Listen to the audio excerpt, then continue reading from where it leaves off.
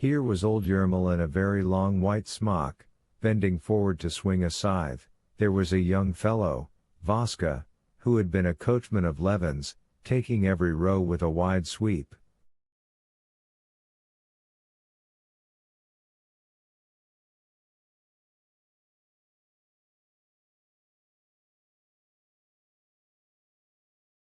Here, too, was Tit, Levin's preceptor in the art of mowing, a thin little peasant.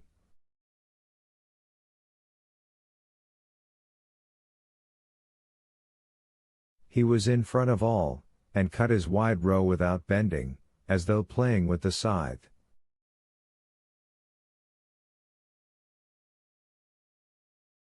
Levin got off his mare, and fastening her up by the roadside went to meet Tit, who took a second scythe out of a bush and gave it to him.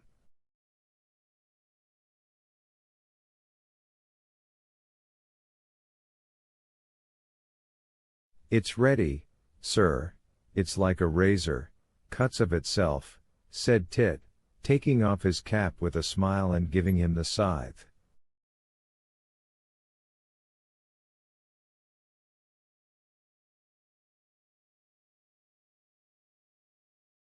Levin took the scythe, and began trying it.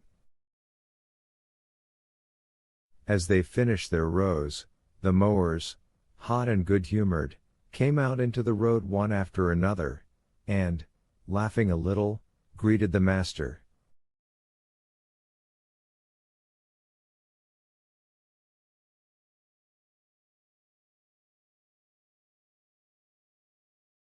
They all stared at him, but no one made any remark, till a tall old man, with a wrinkled, beardless face, wearing a short sheepskin jacket, came out into the road and accosted him.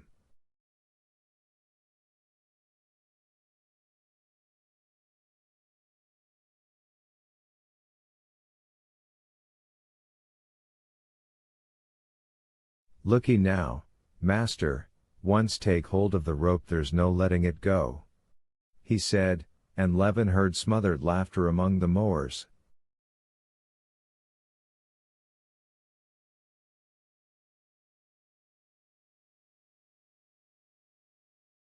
"I'll try not to let it go," he said, taking his stand behind Tit, and waiting for the time to begin.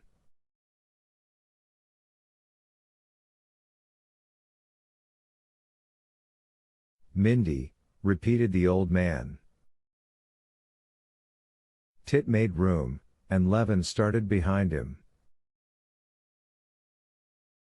The grass was short close to the road, and Levin, who had not done any mowing for a long while, and was disconcerted by the eyes fastened upon him, cut badly for the first moments, though he swung his scythe vigorously.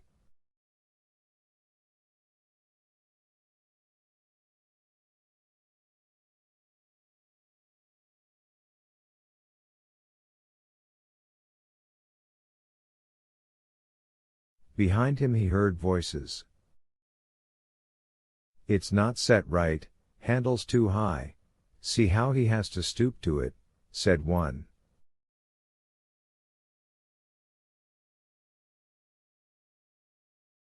"Press more on the heel," said another.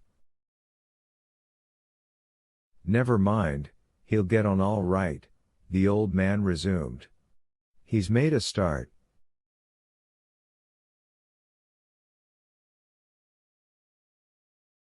"You swing it too wide, you'll tire yourself out." "The master, sure, does his best for himself.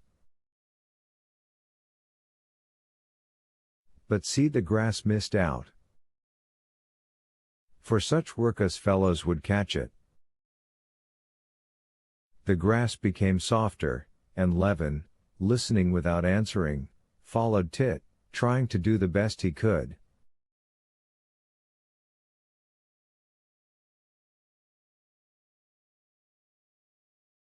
They moved 100 paces. Tit kept moving on, without stopping, not showing the slightest weariness, but Levin was already beginning to be afraid he would not be able to keep it up, he was so tired.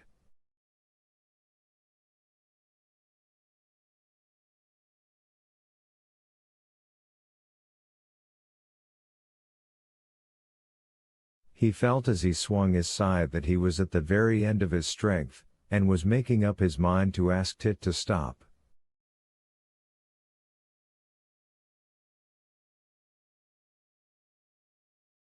But at that very moment Tit stopped of his own accord, and stooping down picked up some grass, rubbed his scythe, and began whetting it.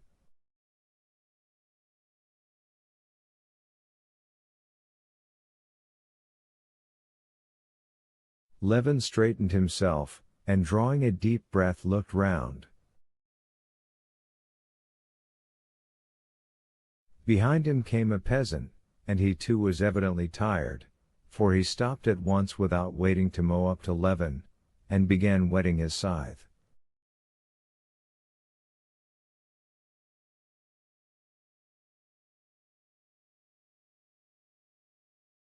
Tit sharpened his scythe and Levin's, and they went on. The next time it was just the same. Tit moved on with sweep after sweep of his scythe, not stopping nor showing signs of weariness.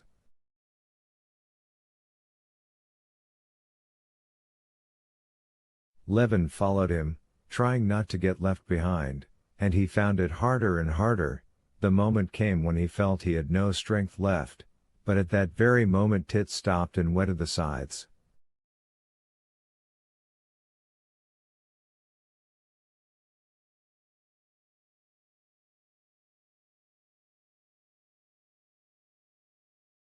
So they mowed the first row. And this long row seemed particularly hard work to Levin, but when the end was reached and Tit, shouldering his scythe, began with deliberate stride returning on the tracks left by his heels in the cut grass, and Levin walked back in the same way over the space he had cut, in spite of the sweat that ran in streams over his face and fell in drops down his nose, and drenched his back as though he had been soaked in water, he felt very happy.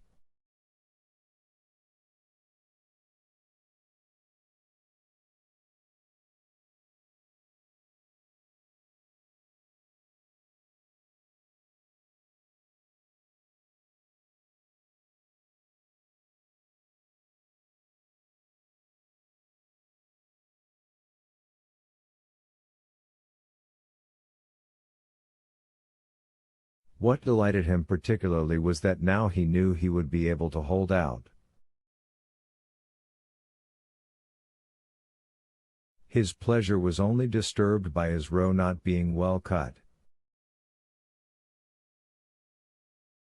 I will swing less with my arm and more with my whole body, he thought, comparing Tit's row, which looked as if it had been cut with a line, with his own unevenly and irregularly lying grass.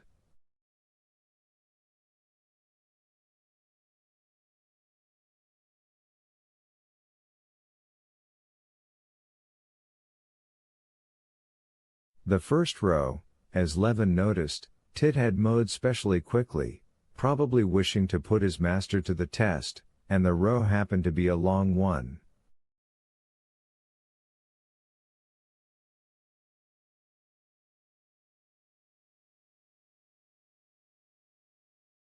The next rows were easier, but still Levin had to strain every nerve not to drop behind the peasants.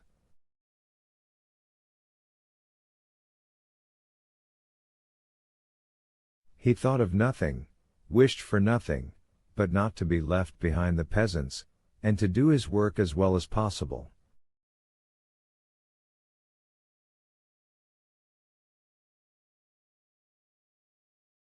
He heard nothing but the swish of scythes, and saw before him Tit's upright figure mowing away, the crescent-shaped curve of the cut grass, the grass and flower head slowly and rhythmically falling before the blade of his scythe, and ahead of him the end of the row, where would come the rest.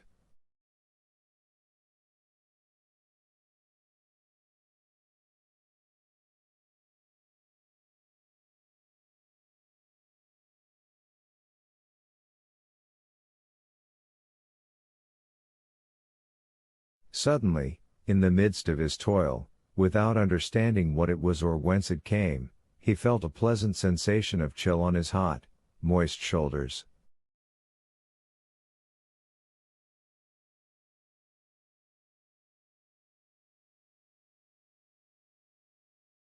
He glanced at the sky in the interval for whetting the scythes. A heavy, lowering storm cloud had blown up, and big raindrops were falling.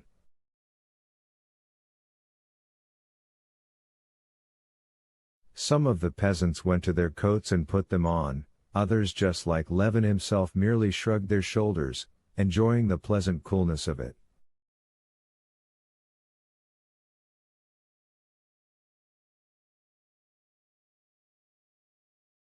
Another row, and yet another row, followed long rows and short rows, with good grass and with poor grass.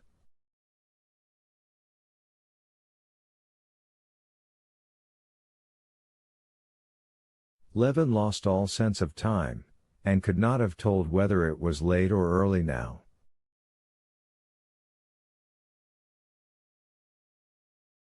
A change began to come over his work, which gave him immense satisfaction.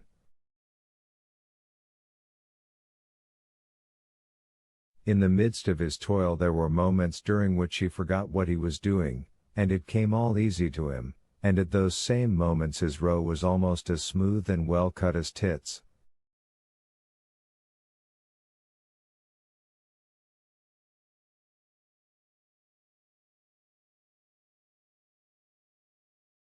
But so soon as he recollected what he was doing, and began trying to do better, he was at once conscious of all the difficulty of his task, and the row was badly mown.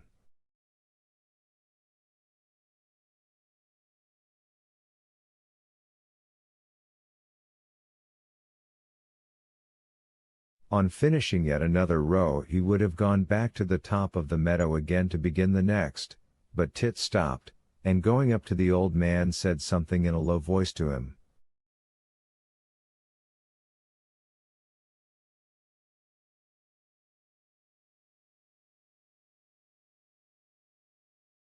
They both looked at the sun. "What are they talking about, and why doesn't he go back?" thought Levin, not guessing that the peasants had been mowing no less than 4 hours without stopping, and it was time for their lunch.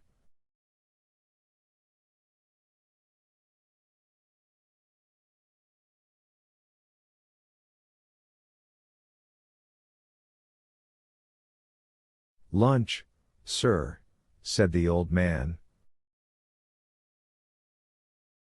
"Is it really time?" "That's right, lunch, then." Levin gave his scythe to Tit, and together with the peasants, who were crossing the long stretch of mown grass, slightly sprinkled with rain, to get their bread from the heap of coats, he went towards his house.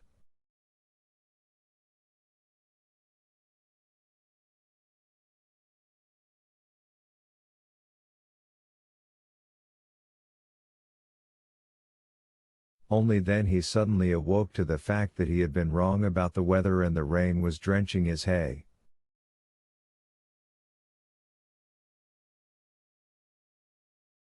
"The hay will be spoiled," he said. "Not a bit of it, sir, mow in the rain, and you'll rake in fine weather," said the old man.